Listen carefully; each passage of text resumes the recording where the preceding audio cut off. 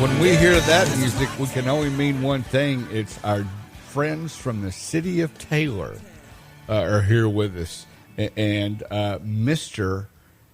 San Jacinto Day himself, Daniel Seguin, the communications director. Mr. San Jacinto Day. I'm telling you, that your family, come on, with a history like Seguin, and a guy named Juan Seguin in your background, of course, yesterday was the big day for your family, I hope. I was doing some more research, just the other day, and I was studying Juan Seguin and his father, Erasmo, and they lived in Wilson County, down near Floresville.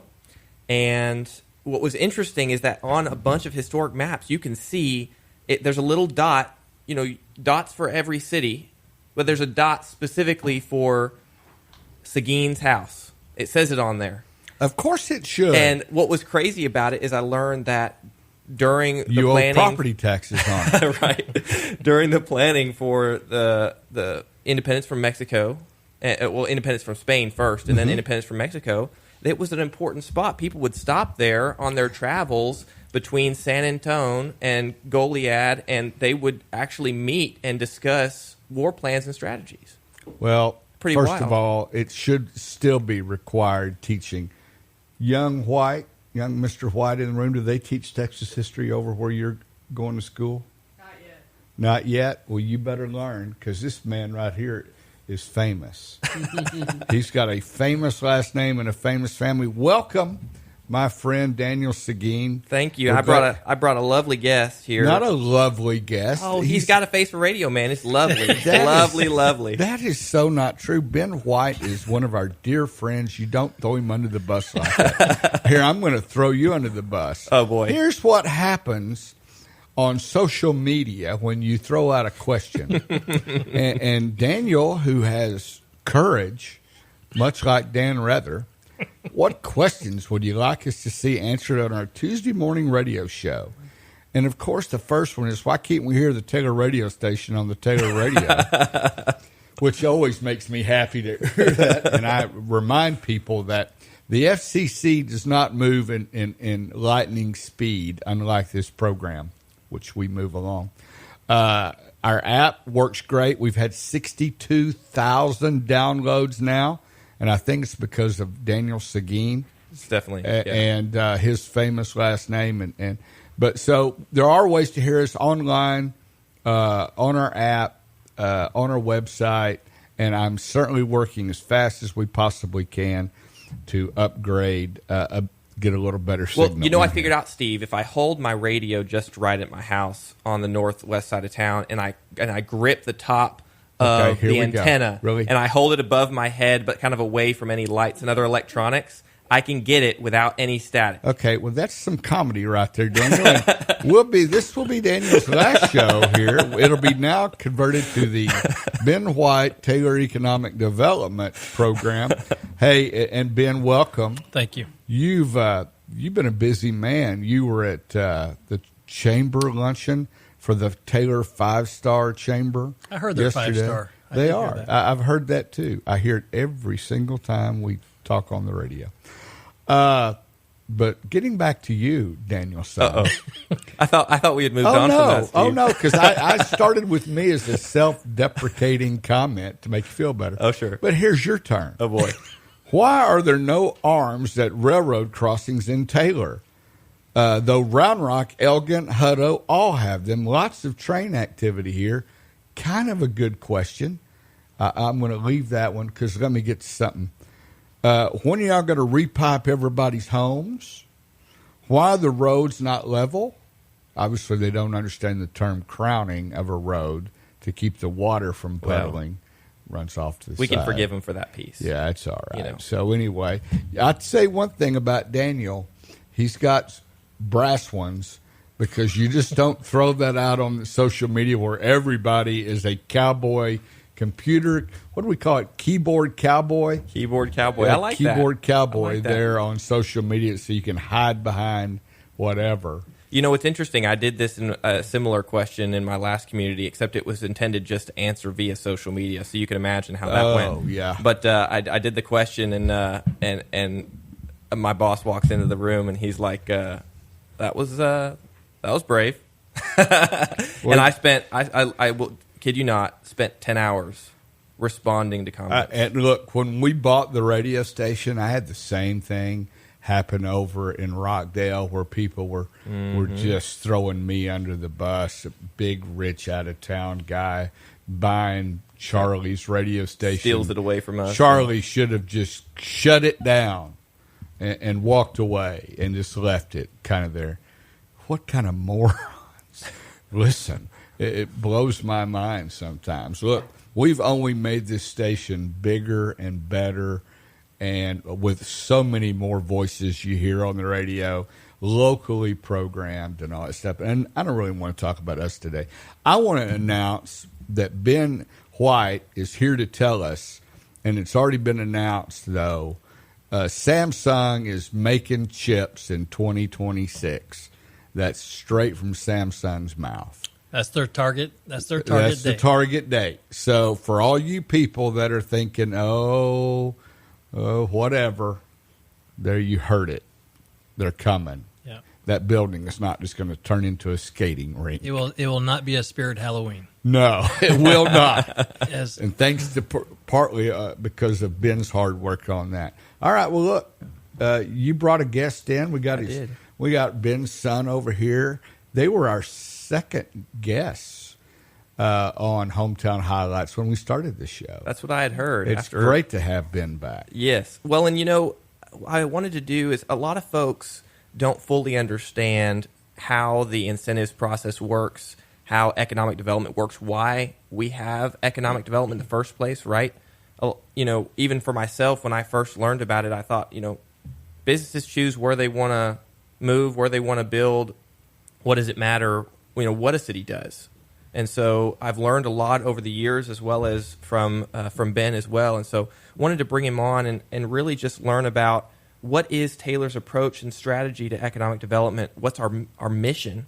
What are we trying to accomplish? And what does success look like for us? And then also, finally, as well, what are these incentives that we give, and how does it cost the community, and how does it benefit the community? That's kind of the overall theme of what I would like to talk about today. That's like 3 days worth of stuff right there in a seminar. Sounds like a Facebook post. It really does, doesn't it? Golly. He's got a political future. I'm just letting you know right now. He's got all the right answers. He says them the right way. He's articulate.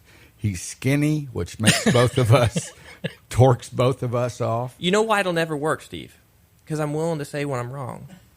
And I'm willing to say I don't know. Wow. That's why it doesn't. See, it'll never it's work. a fresh perspective for Taylor, Texas. Ben, what about it? Well, that is about 4 hours of conversation right here. Radio, with advertisement free for the next 4 hours. We can push all the programming right until 1 o'clock this afternoon. Move it along. Be great. Yeah. So I appreciate the opportunity to come and speak, and I always love coming to the radio. We love having a downtown. Well, you're the reason Taylor. we're here, so you're welcome. Appreciate it, Steve, and we love having you here. And in my old office, actually, we are broadcasting out of my old office. Seriously, your exact office. My exact office. The beautiful view of the window of the alley and everything. So. I love it when you can see the folks, the dumpster pirates. Yeah, come along. You haven't seen me, have you? No, I have not. Okay, I'm just making sure. All right, come on, let's get to economic development. So economic development in Taylor has really turned a corner in the last year or so. We did a community-wide economic development strategic plan where we had people from all over the community have one-on-one interviews, group sessions, breakout sessions via Teams, in person. We talked to local business. We talked to citizens. We talked to developers. We talked to education. We talked to elected officials. We talked to city staff. We talked to everybody. And we developed a strategic plan that now focuses Taylor's efforts on economic development. It laid out our new target sector. So we're not doing a shotgun approach of who we're trying to bring into Taylor. Because we always want companies to come into Taylor that are going to participate in our community. And they're going to be good corporate citizens. That's who we want here. But we also have to develop our workforce, and we have to develop our infrastructure in order to be able to house these new companies and all the residents that will be coming to staff these companies. And so there's a wide range of focused activities now. I think we have 77, 78 action items coming out of the strategic plan for us to focus on. And so we are headed in a very strategic manner that the city's on board, the citizens are on board, the Economic Development Board is on board, and it's amazing when we're all on the same page how much we can get accomplished. And that strategic plan is a huge part of that. So does that plan outline the vision for what you see Taylor being in the next 10, 20, 30, 40 years? So it outlines the type of companies that we want to go after to build Taylor. Sure. Now, the citizens and the city council have that view. That's a comprehensive plan of what they want Taylor to actually physically look like in the future. But this gives us the plan of what companies do we want to come here. And really, it's all about bringing in those jobs of tomorrow. We don't want to bring in the companies that those jobs have already passed us by. As we know, technology is driving us in a whole new direction. And we need to bring those jobs in or have those jobs of today and tomorrow, because the goal is to have our kids be born in Taylor, to be educated in Taylor, and then have a place to come back and work in Taylor. We all want our kids to come back and work in the same community that they were raised in. And so that's the ultimate goal. I just want to interject something when we talk about you got to be a salesman too, right? And Ben White is a salesman. You know, he's selling Taylor to the world, basically. They just don't show up here and go, throw a dart and hit the map, and Taylor, Texas happens to be where the dart landed. No, you got to sell the benefits of why come here, not just, hey, we'll do X for you. Well, everybody will do X at some point. It's the additional things. You know, it's the community involvement, community support, community selling Taylor. Well, and you know what's interesting, because something that jumped out at me, Ben, from your presentation yesterday that's along those lines, and from a communications perspective, was you said whenever a site selector is looking at various communities, their job is to eliminate possible locations. Right. And one of the ways they do that is they go to social media and they look at the community pages, they look at the conversations that are happening in these communities, and they're striking them off the list based on before we even know it. Before you even heard from them. And so that context was in that we all have a sphere of influence, and we could control that influence. And many people can influence in a negative way or a positive way. And, you know, I definitely have my sphere that I can influence with our board and with council and city staff. They obviously have the policy-making sphere that they make decisions on. But everybody in the community is on the same economic development team that we are. And when negative comments are put about Taylor on the radio, or not on the radio, but on the Facebook. We don't do that here. No. But even with neighboring communities that put negative comments about projects that we have, and mayors of surrounding communities that put things out like that, that's not a positive. No, it's not. But you it, listen for the source, though, right? Yeah, yes. You know, take it for granted. You know, there's always going to be the cave people. Yeah. Citizens against virtually everything. Cave. Write that down. You'll want to use All right, that I'm somewhere writing it down, else. Steve. The cave folks are always going to find something negative. Sure. But thank goodness we live in an area, a region, that we don't say maybe, we say how. Right? How do we do this? How do we get to yes? How do we get to yes? How do we get to the next step? You know, that's what I like about where we're at. Before the show started, Ben, you mentioned we got to yes with the company. We did. That we announced just literally not even an hour ago, right? Yeah. We sent a release out. We finally came to a development agreement with iMarket America, and they're going to be building a 2.2 million square foot industrial park in Taylor, Texas. That is, several millions of dollars of property taxes that are going to be coming on the tax rolls. We figured that's going to create. Congratulations. Thank you. Could create probably around 3,500 jobs located in that industrial park. That's amazing. And that's about a third the size of what Samsung's under construction right now, right? That is. And so we're very excited. But again, this has been a project that's been talked about for 2 years. There has been some obstacles that have been put in place, but we finally got over all those obstacles back to finding out those little things that need to get done in order to get projects accomplished. And we're there. And so we're excited. We hope iMarket should break ground this summer. And they're going to be a great partner to Taylor. They want to be active in our community. And we're looking forward to being good partners with them. What does that mean for our school district, for the city, for your average resident? Sure. What benefit do they get from iMarket? Well, I mean, it helps diversify their tax base, and that's one of our main goals is diversification of the tax base. Commercial properties do not. It takes less city work, less city resources to work on industrial parks than it does of residential. Right. We talked about that last week. I think the dollar it takes for a rooftop, residential rooftop, city services compared to a business or industrial. And then it gives us a product where we can recruit companies, good paying companies that we want our citizens to work in, to stay and work in Taylor. And then those folks can then spend their money in Taylor at lunch, at breakfast, on their way home on their way at home. At the 74-man store. So it's a shop. Absolutely. It's a multiplier effect. But you got to have those people here in order to have that multiplier effect. One domino drops the next domino, drops the next domino, right? And it's a continuous chain all up and down the corridor. Yeah. That's amazing. So what does that look like for incentives side of things? So I think that's what a lot of people haven't understood, and it's hard to understand to some extent. What type of incentives do we give for a project like this? How, is the city giving up our residents paying extra on their water bill or on their tax roll to be able to fund this kind of project? That's a great question, and this is a unique project. But let's start off with a higher picture where economic development is a global sport, and countries are competing against each other for projects. Now, hopefully, the United States wins, and then every state is competing for those projects.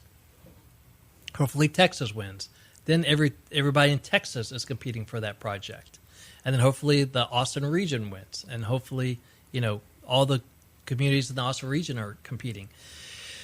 And incentives are just part of that game. Like companies know those are out there. And unless everybody agrees not to provide any incentives are going to be discussed at some point in the recruitment process. Now, we try to bring people here with zero incentives. Right. But at the end of the day, there usually is a gap that has to be filled in order for a company to relocate to your community. So it doesn't make sense for that company to come here financially if we don't provide some level. It may or may not. Sometimes, we get companies that come in here that locate with no incentives because it makes more sense for the business to be here. Okay. But some of them can choose between Taylor, Hutto, Georgetown, Rockdale, they can Rockdale. They can choose wherever they want to go to. And we want those tax monies here, and so sometimes we have to provide incentives. Now, for iMarket, it's an industrial park, so it's going to be it's a different kind of project. They're going to create the products where the jobs will be coming to, right? So what we did with them is help. We're providing them a way to get out of the Manville CCN, which is their water district, so they can be in the Taylor Water District. Okay. We are helping with a signal light there on Carlos G. Parker and MLK. So we're going to help pay for that, which is needed anyways for the citizens of Taylor. And we're going to help them extend a wastewater line from the wastewater facility up to their plant. And then that wastewater line can go out east and open up more land for development, which is even in the bigger picture that we're looking at. And speaking of water projects, I know Russ touched on this last week when he was here. You guys had a piece of property that you sold. We did. And that money, tell us that story and where that money from that sale of that project is going. So we had 52 acres that that the EDC owned. We were able to land a data center on that site, and data center is great. And we got some comments on Facebook because we were landing a project with only 5 jobs, or a minimum requirement of 5 jobs. Mm-hmm. And what they don't understand is that project is going to provide the school district $28 million over the next 10 years in net proceeds to the school district. And the school district doesn't have to hire any teachers. The city doesn't have to hire any police or fire, new roads, nothing. It is money into our entities, especially the school district. But we're able to sell them that 52 acres of land for a pretty sizable amount.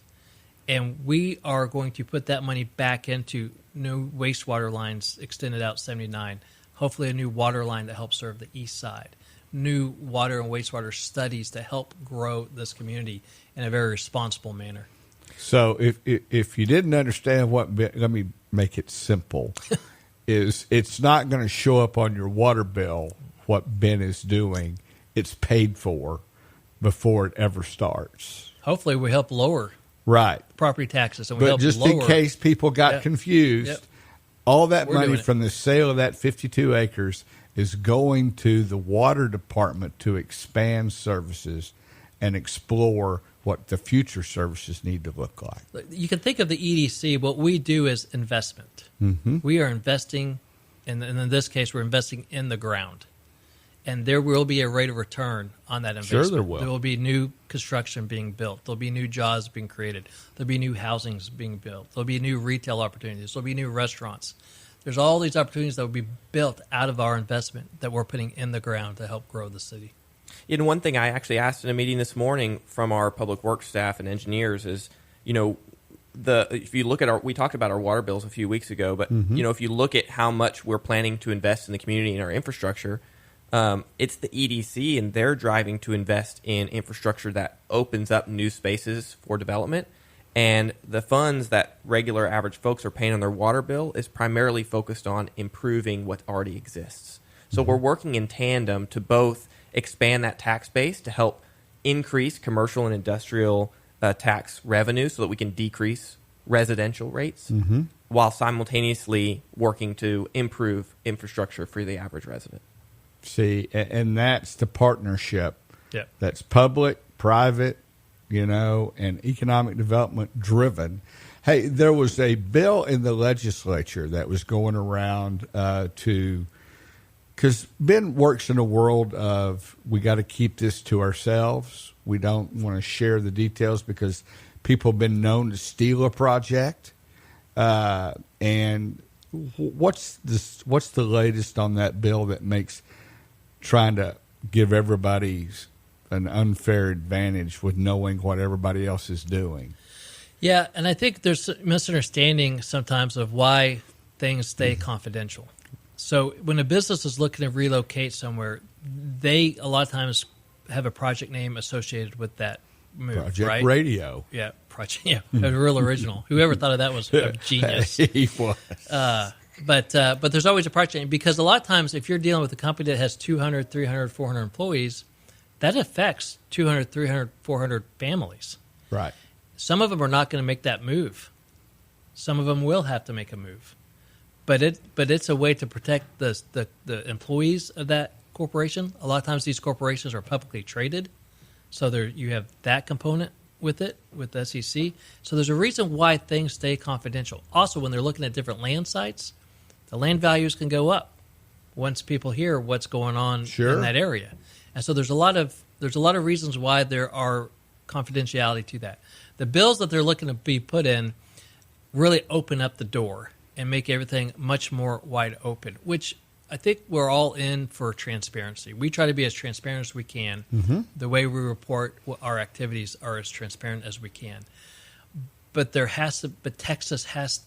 Texas miracle did not happen for a reason. There's some secret to the sauce of how this happened. Sure. And we can't just go in and just make changes that erode all the plans. And like you said earlier, it's not just city versus city. It's state versus state. It is. And if you're in another state, say Oklahoma, Yeah. why you'd want to be there is beyond me. But say you're in Oklahoma and you hear what's going on across the river because it's all wide open, who's to say that I'm not going to go in and try to steal that project and move it across over here, and we collect the tax, or they collect the tax base, not us. Right. That's just not right. Nope. So yeah, it goes back to being competitive and not making sure we do want to be as transparent as we can, and we try to do this as well as we can. But there are many reasons why projects stay confidential and need to remain confidential. Where does funding for your department come from? I think that's a great question. That is people a good question. Ask. We get the half of a cent of the sales tax. Okay, that is so when people go and buy goods, they pay 8.25 of sales tax. 6.25 go to the state. A half a cent comes to the EDC. The next other 1.5 cents goes to the city. I was wondering if how your math was going to work out. Where did you graduate from? University of Kansas. Yeah, I just wondered if they had math up there. Yeah, well, normally they can count national championships. If you got if you got 1 bushel of corn and you add 2 bushels to it, what is that? It's wheat up there. Yes, it's wheat up there. Weed? So, wheat. Excuse me. I thought you said weed. I thought, is he from Colorado? Hey, we need to take a little break here, Jay Davis. On that note. Yeah, on that note, get out of this quickly. That guy, Ben had to leave because he had another meeting to go to, but that guy I've known for a very long time, and Taylor is lucky to have Ben. Wow. We are. He mentioned yesterday at that presentation, Steve, wild, wouldn't have thought of this. He said last week or the week before, most days he had a meeting every single day with a new company wanting to invest in Taylor, sometimes 2 or 3 in one day. Other cities could take a lesson from what Ben has done, not only here in Taylor, but in other communities that I've known Ben when he worked there. He's just a sharp as a tack guy, has no agenda except to see Taylor succeed. And to see folks be able, and I think the most important piece of it all is making it so that folks can grow up here, go to school here, get a college education here. Shop here. Let's make sure that we cover that. Yes, shop local, shop downtown. They can shop here, they can get a job here, and have a successful career without ever having to leave Taylor. Right. And that's what we all want. We all want people it doesn't matter if it's Cameron, if it's Rockdale, if it's, Thrall, Thorndale. I'm amazed that we had Shanta Cool in this week from over in Thorndale. Were you nervous there for a moment, Jay? The thing about our whole corridor is we're all connected. We are. It doesn't matter, and it's the stewardship and leadership of smart people, right, that are foresighted enough to see what does it look like 10 years from now, 20 years from now, when we're long gone, how the formation of this region is going to look. And that it's like that old proverb. I'm gonna butcher it here, but really it's about the smart people and the people who care the most about their family and their community plant trees today. Yeah, that they know they will never enjoy. I know, right? And I planted one this weekend. Sure enough, I planted a tree, a loblobi pine. A loblobi? Loblobi, that's what it's called, I think. I think it's loblolly. Whatever. But I like pine trees. I'm originally It's a pine tree, and I'll never see it get it to any significance. But I went home to my hometown and drove by the old place, right out in the country, and that pine tree that my mother planted when I was a wee lad is now just a tower. Sure enough. So I thought, I did get to see that one. So this one I'll never see. Okay. I've pulled back up our Facebook page. Oh, boy. Yeah. I'd like to talk some more about economic development. No, I bet you would. Exciting. But Ben is gone, and we'll have Ben back shortly down the road. But and this is something that everybody asks. Okay. Why are you not paving the roads? They're horrible. The west side of Taylor doesn't look like the southeast and east side. The roads on Royal, Miller, and Carolina Streets are the same as they were in 1960. 1960. That's before any of us were born. Yes, I Even certainly me. wasn't around. Even me. That's how old they are. So and I won't say the name, but and somebody defended you. Oh. Yeah, your wife. No, I'm just Great, kidding. thanks, Steve. That was actually addressed the last 2 times he was on the show. So let's go over it one more time. What's the plan for repaving and filling and fixing potholes and that sort of thing? Yeah, great question. So every 5 years, like we talked about, we do a study of all of our streets. We drive this vehicle over it that's extremely sophisticated. It's got cameras, it's got gyroscopes, accelerometers, all those fancy words. Basically, what it means is it determines how bad the ride of the street is and how bad the cracking is, the potholes, the curbs on the side, and it gives each street segment, which is a couple, 100 or 200 feet of street, a score. And that score says, here's how good the street is from 1 to 100. And then we take however much money we've been allocated by the city council in that year. Sure. And we slowly work through from the worst streets to the best. And we start with those worst ones, and we give them a top dress. We put a coat of asphalt over top of it, make it smooth as butter as best we can. And that gives it about 3 to 5 years of smooth ride, sometimes more if we're lucky, for that street. It doesn't fix the road base underlying problems. Sure. That needs larger amounts of investment, hundreds of millions of dollars that we don't have access to at this point. What about these particular streets that do? And I don't mean to put you on the spot with this, but are those streets in the works, or do you know where we are on those? Well, what I would have to do is on our website. Okay. There's a map that shows these scores and ratings. What's the web address? So if you go to taylortx.gov, under development services is our maps. Okay. And when you go there, you can actually see the ratings of all those streets, and those ratings tell you where we're starting. Right now, we're kind of in the teens to 20s is the ones we're working on. Okay. What about where the railroad crossing goes across by Taylor Feed? Williamson County Grain, excuse me, not Taylor Feed. Those are our dear friends across the street. And by the way, if you need furniture to feed, go see the ladies at Taylor Feed. Yes. They know what they're doing. But right there at Williamson County Grain, the railroad crossing, you know where I'm talking about? I do. The one that kind of goes right next to the bridge? Right next to the bridge. It literally will blow out your tire if you drive it too fast. Yes. Is there a plan to address that mess? It's been a challenge to try and work with Union Pacific to work on some of these crossings. I got to tell you, it's about like working with the federal government on a project. Because somebody's asking about crossings, and they call them silent crossings when you have the gates that block the road. Round Rock had that trouble because I lived downtown on Main for a while. Right.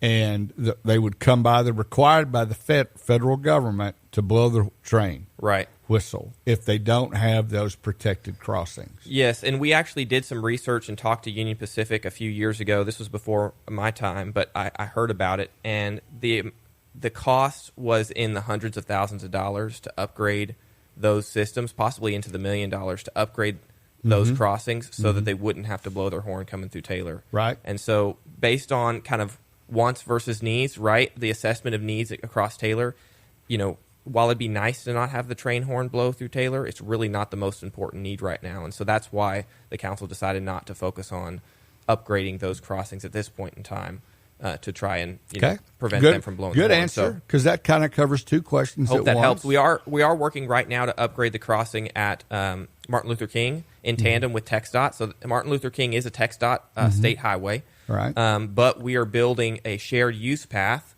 so that's essentially a 10-foot wide sidewalk for bikes and for pedestrians and anyone else who would like to use it.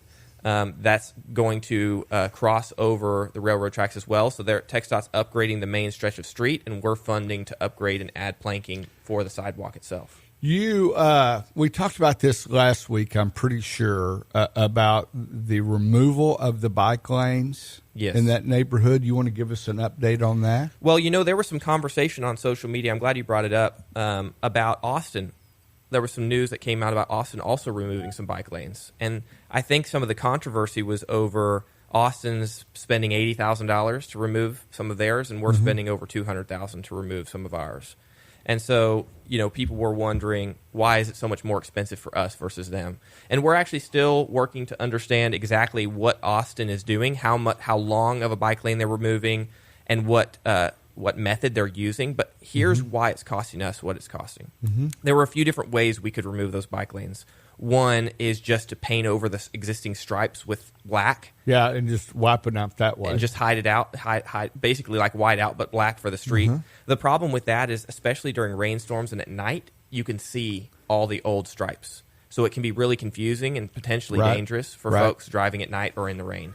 And so what we wanted to do is, the second option actually was to pressure wash them, essentially. Use high pressure water to remove the stripes. But that can also degrade your brand new street and cause water infiltration and damage in the long term. And then that just causes, when it freezes, it just crumples and creates nightmares. We're essentially undoing all the good work we did. So the last option and the most expensive is to do a thin coat over the entire street, essentially similar to a seal coat that we did on 2nd Street, but with much finer grain rock, so it's not rough. It makes a smooth ride. So we do an entire new coat over that section of street and restripe. And that's the safest, most effective way to remove them where you don't see lines anymore.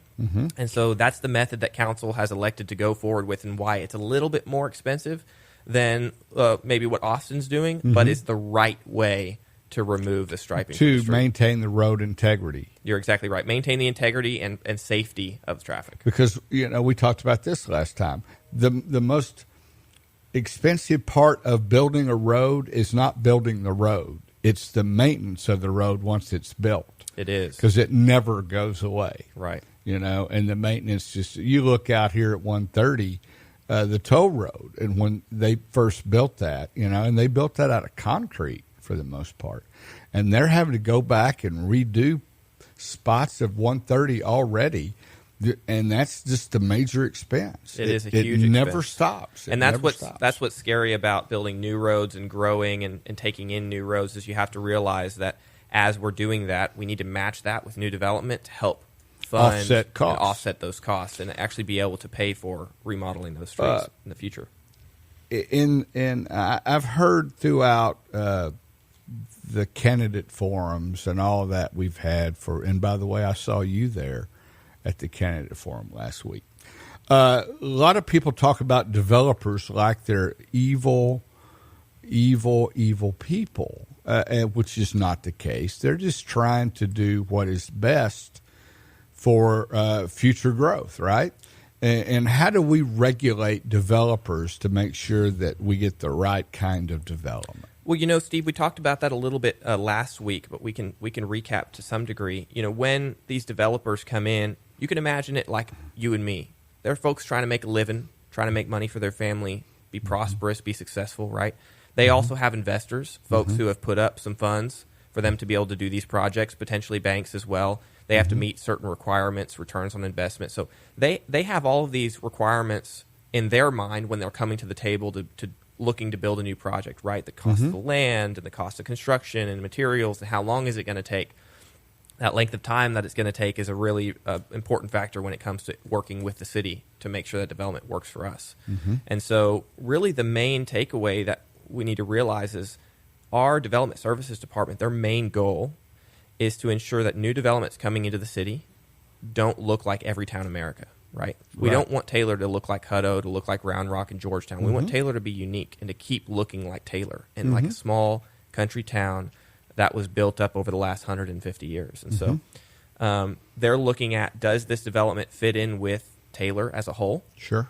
And also, does it make financial sense for the city, right? We talked about that also recently. Every rooftop doesn't actually pay for the cost of maintaining the street in front of it or police and fire. At least 28 cents more per dollar taken in that we spend in service. Exactly. Right? And so when you're considering bringing in these residential developments, what Taylor Land Development Code requires now is that portions of that development are actually commercial.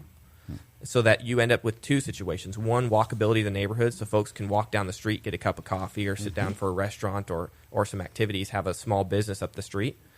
But also so that development pays for itself. So we're not using existing residents' tax dollars to fund improvements and repairs and maintenance of other sections of the community.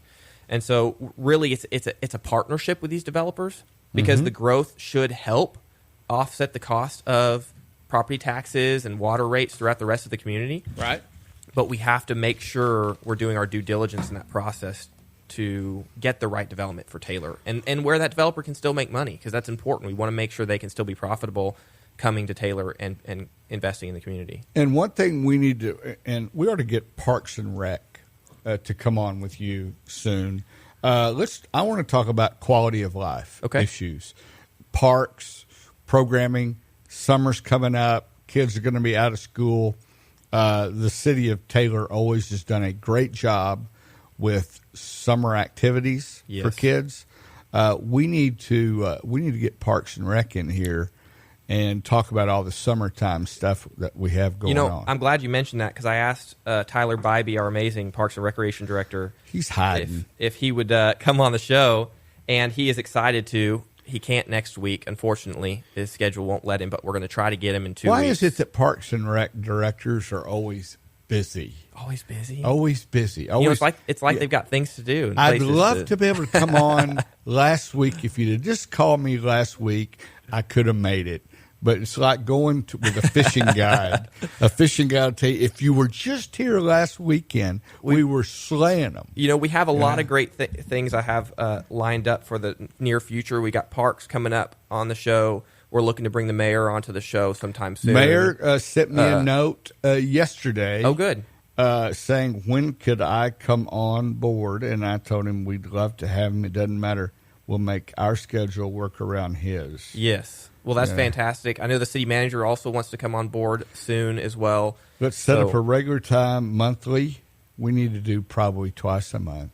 There's so much going on here with the mayor, but we're going to get the mayor on, because I think that's important. Well, and I think we might have an opportunity to get all the council members through at some point in time, throughout the year. Well, two of them have been here already. Yes. We just don't know which two they are yet, because they've all been on the show on Wednesdays for our forum. Indeed. So two of them we know, we just don't know their names. Yes. We will May the 3rd, though, won't we? Well, maybe. Well, there might be a runoff. There's a possibility of a runoff. There is a possibility. For District 4 specifically. Yeah, because there's 4 folks in that race. There are. Could very well be. We'll just have to see. Well, look, we've enjoyed our time with you today, and I hate to cut you off, but we're bumping up against. We've got the Chamber of Rockdale, Texas. Wonderful. That wants to come on and visit. I appreciate the time, Steve. And as we exit, just wanted to make sure folks know on Thursday, April 24th.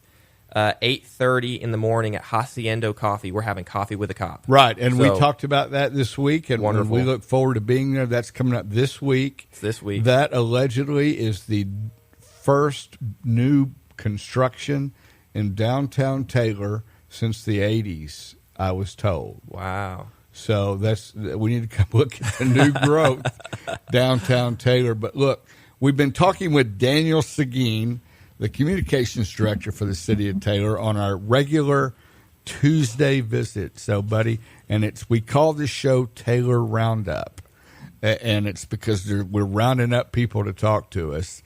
And you did a great job getting Ben on this morning with us, and we appreciate that. And if you missed part of the show, it'll be on our Facebook and social website media, next Monday. And Daniel will be taking your questions on chili, beans or no beans? Beans. Oh, no. Beans. You just, that did not, put this is the last episode of Taylor Roundup. Beans in your chili. You're listening